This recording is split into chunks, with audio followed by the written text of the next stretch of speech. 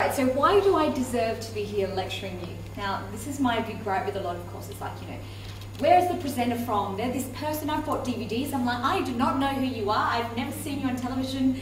And then you find out that the person selling the DVD works on television, selling people blenders. And then you go, okay, maybe I should find out before I purchase things, or I listen to somebody, their advice, where have they worked. So I've worked in Asia, Australia, and now in the Middle East.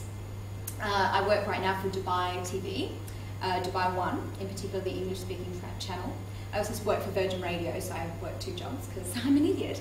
I also, prior to that, worked for HBO Asia for 2 years. I worked with Purab Kohli. I don't know if you know him from Rock On. We co-hosted a pilot for Discovery Travel Living, and we'll get into talking about television pilots if we have time, probably after lunch.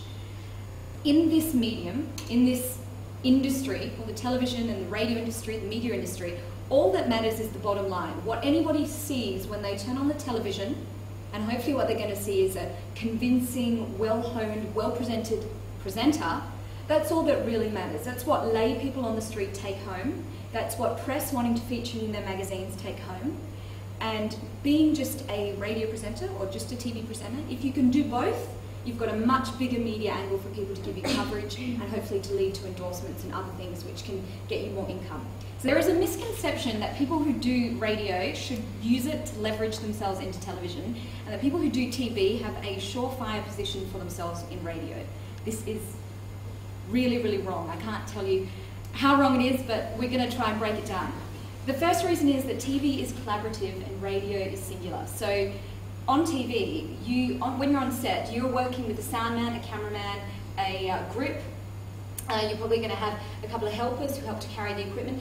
There's a whole host of people that are actually there, and you have a director to tell you when your take isn't very good. If you've done a piece to camera and it's not that great, they're going to be there to tell you, all right, Simone, you should probably do that again. But on radio, you don't have that person to step in and be that medium. So you rely on yourself to be a judge of the quality of your work.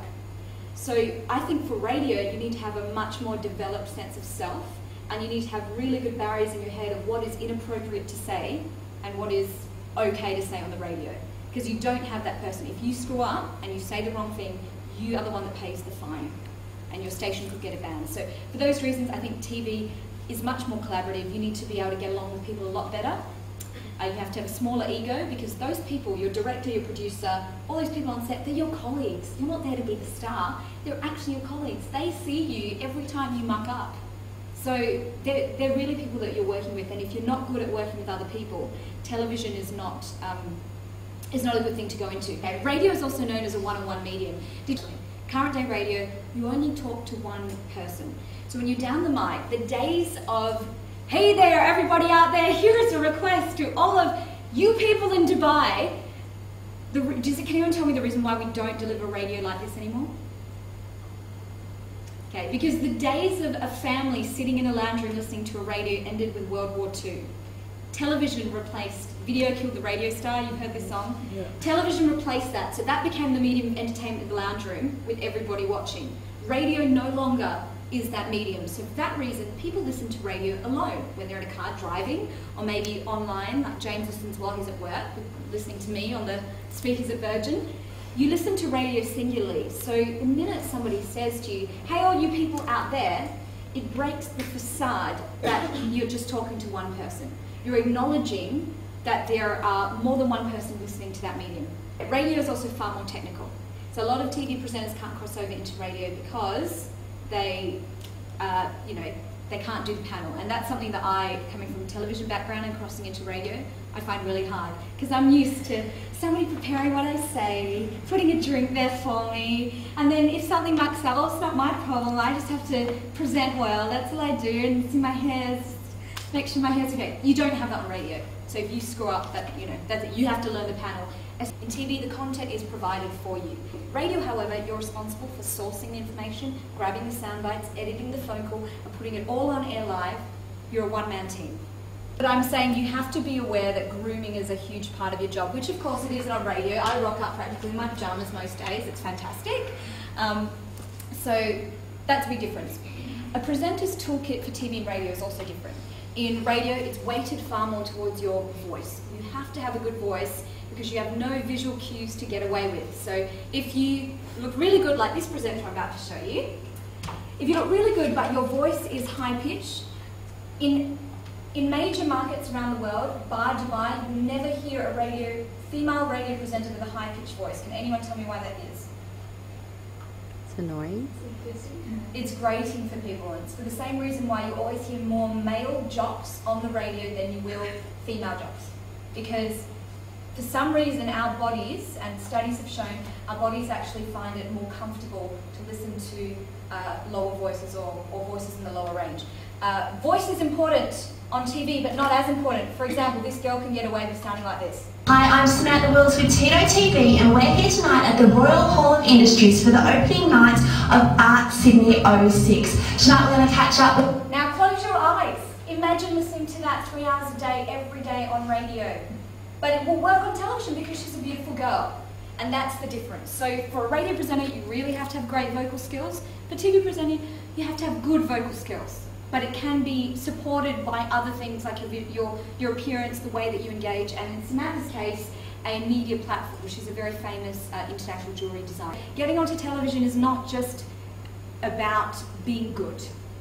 I think that is literally 25% of it. The other 75% is a lot of arbitrary factors that sadly you can't control. So you have to be really good at that 25% so that the other stuff doesn't matter as much. Unless you're Simon Cowell and they're casting for somebody who is mean and cold, it's highly likely that you need to be warm and sincere to be an ongoing, employable presenter. People who are going to be alpha dogs in this industry is that they're naturally compelling people. When they talk, people want to listen to them. And that has a lot to do with, sincerity has a lot to do with being convincing. If you can portray what you're saying in a sincere way, people don't want to stop listening to you. Be yourself. And it's such a cliche, and every presenting course that you hear will tell you this. But how do you actually know what it is to be yourself? One great way to do this is to go home to your family and friends and ask them, what are your most annoying traits? Because being yourself for television is being the best self that you can.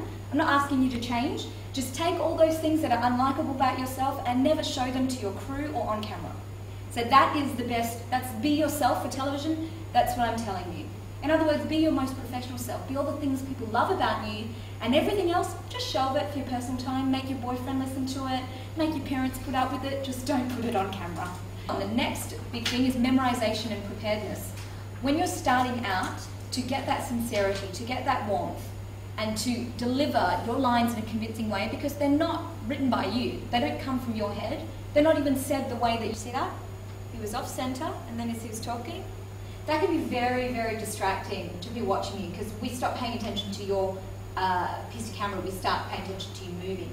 Kind of like that girl with the lights. So let's try that again, and this time, I know that you're trying to remember. People tend to absorb your mistakes or your uncomfortability less if you're smiling and look like you're enjoying yourself, and people are more forgiving.